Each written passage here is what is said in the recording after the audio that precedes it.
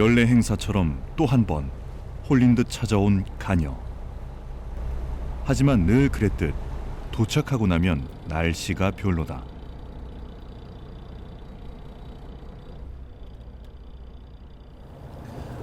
비 예보가 있어서 그런지 날씨가 엄청 흐려요. 오늘 저녁부터 비가 오기로 돼 있는데 느낌은 비가 곧 내릴 것 같습니다. 여기는 첫 포인트고 간녀입니다. 매년 비슷하게 이렇게 오지만 그 미련을 못 버리고 계속 오는 간녀예요. 여기가 통영에서 나와서는 가장 먼 곳이고 등대가 하나 이렇게 딱 서 있는데, 제가 한 3년 전부터 유사한 시기에 집중적으로 와서 계속 탐사를 했는데 뭐 썩 그렇게 좋은 결과가 없었어요. 단 한 번 정도 2년 전에 그때 좀 물때와 이게 적당하게 잘 맞아 떨어져서 썰물의 반응이 좋은 때가 딱 한 번 있었는데, 그래서 제가 미련을 못 버리고 계속 오는 거예요. 예기치 않게 굉장히 큰 부시리가 출몰할 수 있는 그런 지역이라서 계속 오고 있습니다. 혹시 탐지기에 찍혀요? 오늘 8시 정조 시간 그죠? 거의 정조 시간 다 돼가고 네. 있습니다. 조금 있으면 아마 초썰물이 내려갈 거예요. 네. 오늘은 여기서 초썰물 한번 해보고 분위기 보고 천상보 구울비나 이렇게 통영에서 가장 먼 곳 간녀 이제 처음 탐색을 한번 해보겠습니다. 먼저 지깅 낚시 먼저 시도합니다. 구울비도에서도 한참을 내려와야 하는 통영권 최남단 포인트 가녀. 역시나 먼 바다여서인지 특별한 존재가 먼저 눈에 잡힌다. 저게 돌고래예요 혹시? 상경이 맞죠? 근데 원래 이 돌고래 상경이가가 들어와 있으면 고기 안 나온다 그러는데 그건 잘못된 말이에요. 이 참치도 그렇고 부시리방어, 회유성어종들은 돌고래가 보이면 그날은 상황이 좋다는 얘기예요. 그리고 참치도 돌고래와 공생을 합니다. 서로 먹이 활동도 같이 하고. 그럼 돌고래가 눈에 목격이 된다라고 하는 거는 베이트피쉬도 많고 뭔가 물속의 상황이 좋다는 얘기. 걔들이 이유 없이 있질 않거든요. 근데 돌고래 때문에 무서워서 고기가 다 도망간다 그러잖아요. 그건 잘못된 말이에요. 생명체가 보인다는 것 자체가 일단은 희망적이라 할 수 있다. 원래 참치 부시리방어 낚시할 때는 갈매기 떼가 없으면 돌고래를 쫓아다니고 그래요. 찾아다니고.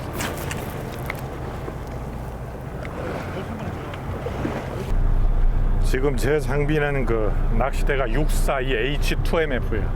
파워 레벨이 H2 레벨입니다. 지깅 낚시의 가장 기본적인 액션. 그 다음에 합사 원줄은 4호입니다. 쇼크 리더는 60LB 10m. 제가 사용하고 있는 릴은 레버 드랙 스타일이고요. 드랙이 굉장히 튼튼한 견고한 릴입니다. 뭔가 금세라도 나타나 메탈 지그를 힘껏 물어줄 것만 같은 분위기인데, 하지만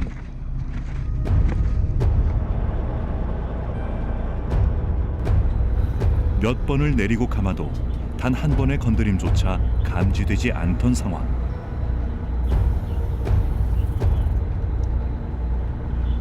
이번엔 아예 가녀 쪽으로 바짝 붙어 좀 더 공격적인 낚시를 펼칠 계획이다.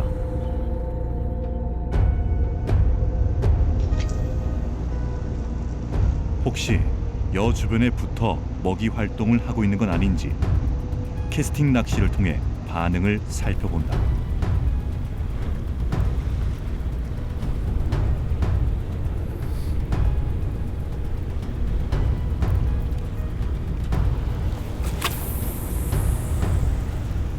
썰물에 드러난 돌출력 구간을 중심으로 부채꼴 형태로 빠르게 탐색하는 방식의 낚시.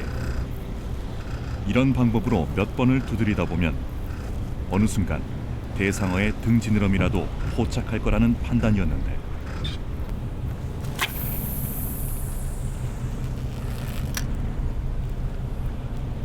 하지만 어디에서도 잡히지 않는 반응. 수면 쪽이 아니라는 걸 깨닫게 된다.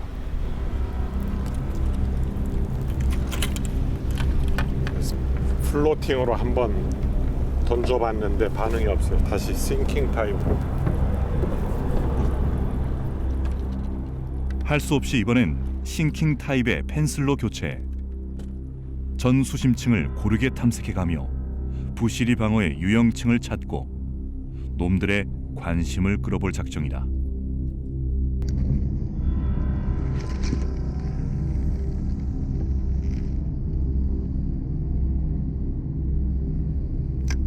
과연 언제 어느 지점 어느 수심층에서 기다리던 바이트를 보게 될지. 전의 공략과 달리 눈에 닿지 않는 구간을 살피는 낚시다 보니 오히려 더 궁금증과 기대감이 커진다.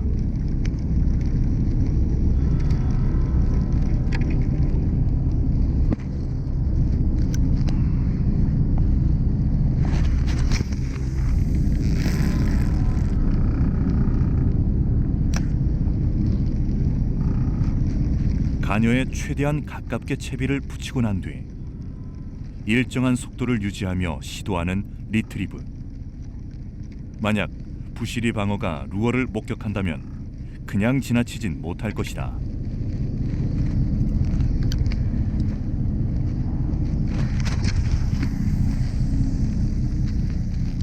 섬에 바짝 붙였다가 때론 조금 떨어뜨리기라도 하는 등 다양함으로 이어나가는 탐사. 뭐 여전히 반응은 없지만 꾸준히 답을 구해본다.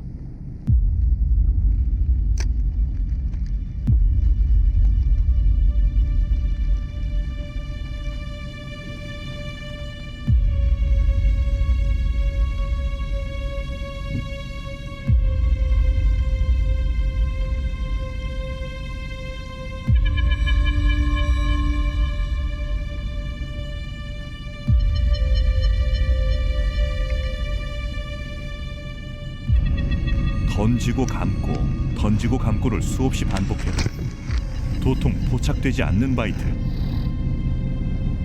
그래서 이번엔 아예 엉뚱한 쪽으로 방향을 틀어 존재 여부 자체가 의심되는 녀석들에게 괜한 심수를 부려보는데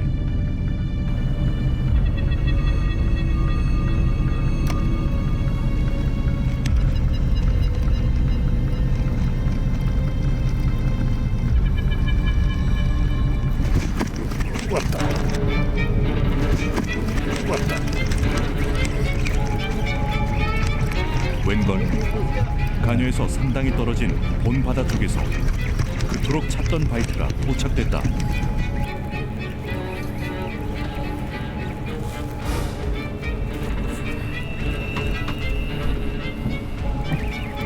무게감과 움직임이 큰 개체는 아니지만 여러모로 의미가 남다른 첫 수.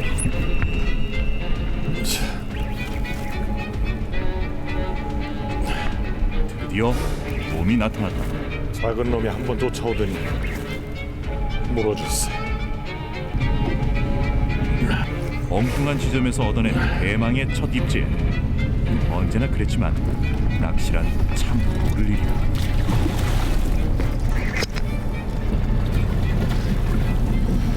네, 감사합니다. 감사합니다. 와, 엄청 큰 게 물었네. 가녀에서 이런 녀석을 만난다. 자, 어마어마하죠? 대단합니다. 막 찌릿찌릿합니다. 손맛이. 자, 얘는 부실이에요.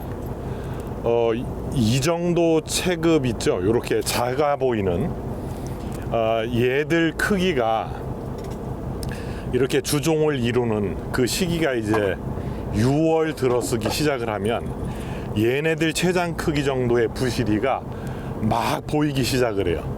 이 전까지는 5월까지는 방어의 무리들 요만한 애들 한 70, 80급이 막 극성을 부리다가 부시리로 이렇게 바뀝니다. 그러면서 이제 여름이 시작이 되는 거죠. 얘는 어리고 아주 건실하니까 빨리 놔줘야 되겠어요. 제가 플로팅 펜스를 이렇게 던져서 끌어줄 때 한 번 뒤에서 살짝 이렇게 따라 붙었었어요. 그 중에 한 녀석이 쫓아와서 물었는데 이 회유성 어종들의 특징이요. 지금 제가 들고 있는 그 싱킹 타입 펜슬이 딱 정어리 크기예요. 멸치로 치면 한 대멸치라고 보시면 돼요. 까나리 정도 크기라고 보시면 됩니다. 거의 바닥까지 가라앉혀서 끌어줬어요. 그랬더니 딱 바로 물었어요. 그 자리에서. 자, 이렇게 얘들 체형 크기에 맞게, 그 시기에 맞게, 그 다음에 그 시기에 맞는 베이트 피시에 맞게 이렇게 탁탁 한 번씩 플로팅 타입, 싱킹 타입, 그 다음에 메탈 지그 이렇게 바꿔줘 가면서 반응을 체크를 하다 보면 그 중에 꼭 하나 맞아떨어지는 그 루어가 있습니다. 분명히. 그래도 작지만 저렇게 한 마리 딱 물어주면요, 본인의 기분이 확 달라지죠. 이게 낚시인의 누구나 다 똑같은 특징인 겁니다. 저 역시 마찬가지고. 자, 여기는 자랑스러운 대한민국의 통영입니다. 빅게임의 상대라 하기엔 무색할 정도의 사이즈지만 첫 수를 통해 잃어가던 자신감을 되찾는다. 신프로님 축하드립니다. 첫수 사이즈가 좀 아쉽습니다.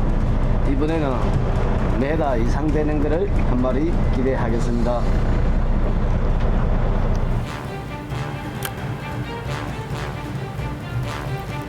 대상어의 존재가 한 차례 확인됐고 조류의 흐름도 점차 나아지고 있는 시간.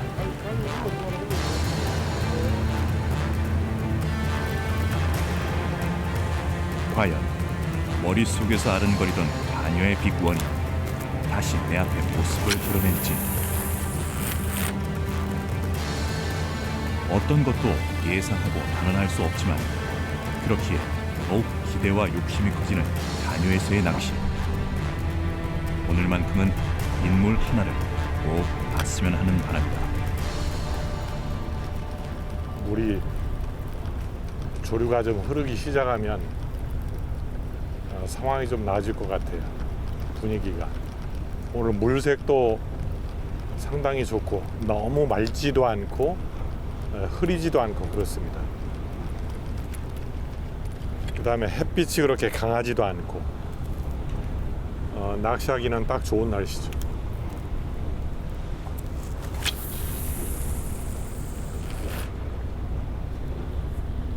하지만 낚시하기는 편해도 마음은 그렇지가 않달까. 같은 공략법으로 몇 번을 시도해봐도 예상과는 달리 부시리 방어가 또 침묵으로 일관하자 괜히 몸만 달아오른다. 벌써 덥네. 작정이나 한 듯 입을 닫아버린 녀석들이 피로감마저 안겨준다. 어정쩡한 포지션에서는 결코 승부를 낼 수 없다고 판단하자 이번엔 다시 지깅 낚시.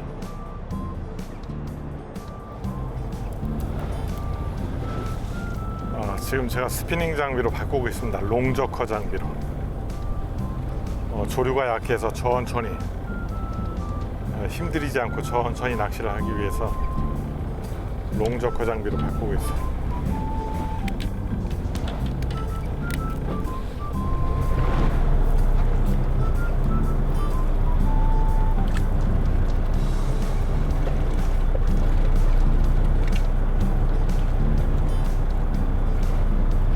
부시리 방어의 활성도가 상당히 떨어져 있다는 것을 몸소 확인한 만큼 내 쪽도 너무 무리해가며 다가설 필요는 없다.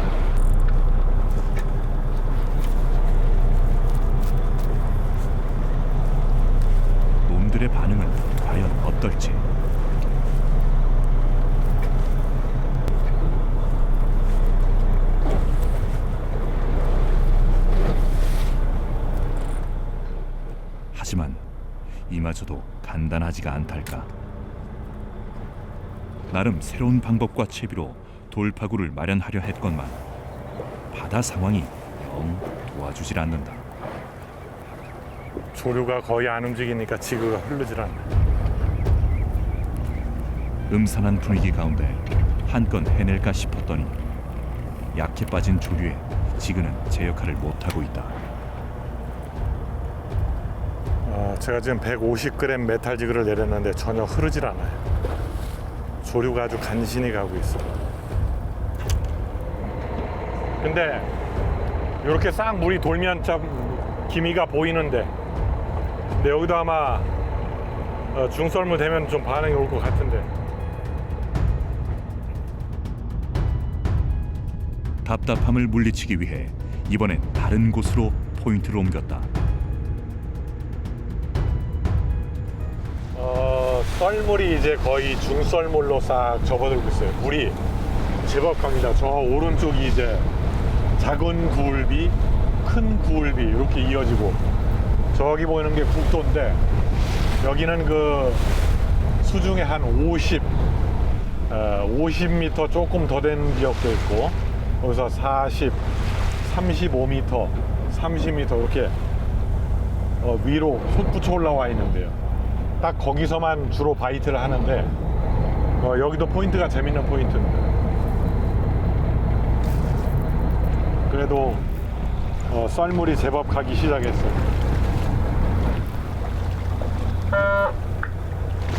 네, 48m입니다. 결정적으로 고기가 잘 나와야 될 시간이 이제 지금부터라고 생각이. 기대감을 다시 갖추고 공략을 시작하는다.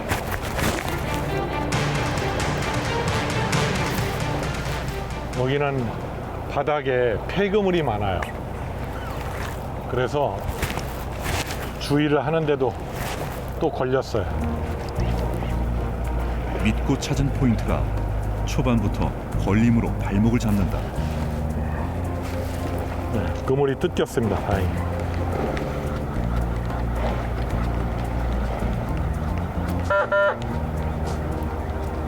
이 그물이 바닥에 많은 지역이 지형이 좋아서 어선들이 그 그물을 깔아놓는 데거든요. 그러다 보니까 그 지형 지물이 잘 발달되어 있는 그 돌 지형에 그물이 걸려서 끊기게 되는 거예요. 일장일단이 확실한 포인트라고 할 수 있다. 여기 그물 뜯겨 나온 거 보세요. 가끔 고기 안 나올 때는 이렇게 그물도 좀 낚아 올리고 그런 맛이 합니다. 아니 이렇게 딱 한 3번 흘리면 한 마리 나와야 되는데, 그죠? 그렇지. 예, 가끔은 수학에 공식대로 풀면 답이 나오잖아요. 낚시는 안 그렇습니다. 이게 낚시의 재미죠.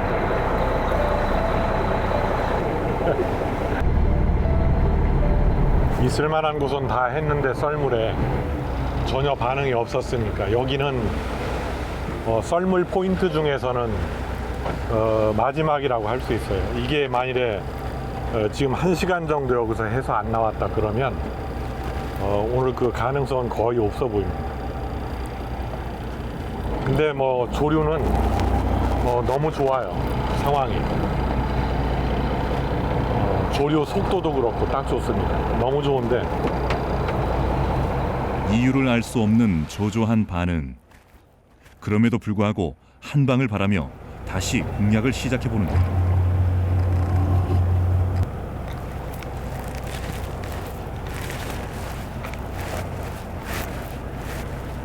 부시리 방어 얼굴 한 번 보기가 쉽지 않고 랜딩 한 번을 더 해도 부족하다 싶을 정도의 상황에 또다시 밑걸림이라니.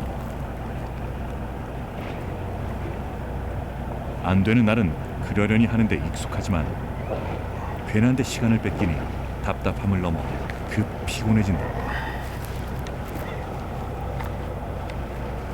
자, 지루할 것 같아서 또 폐금을 낚았습니다. 이게 사실 기술이 필요해. 폐금을 낚는 거. 고기 안 나올 땐 청소라도 하자. 대미를 장식하려던 계획이 허무함으로 뒤엉켰다. 아, 그물이 오다가 빠졌네.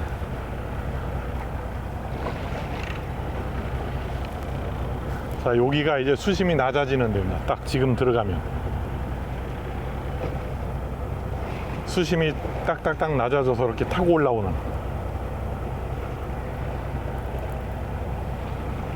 그런데 여지없이 그물이 딱 걸리잖아요.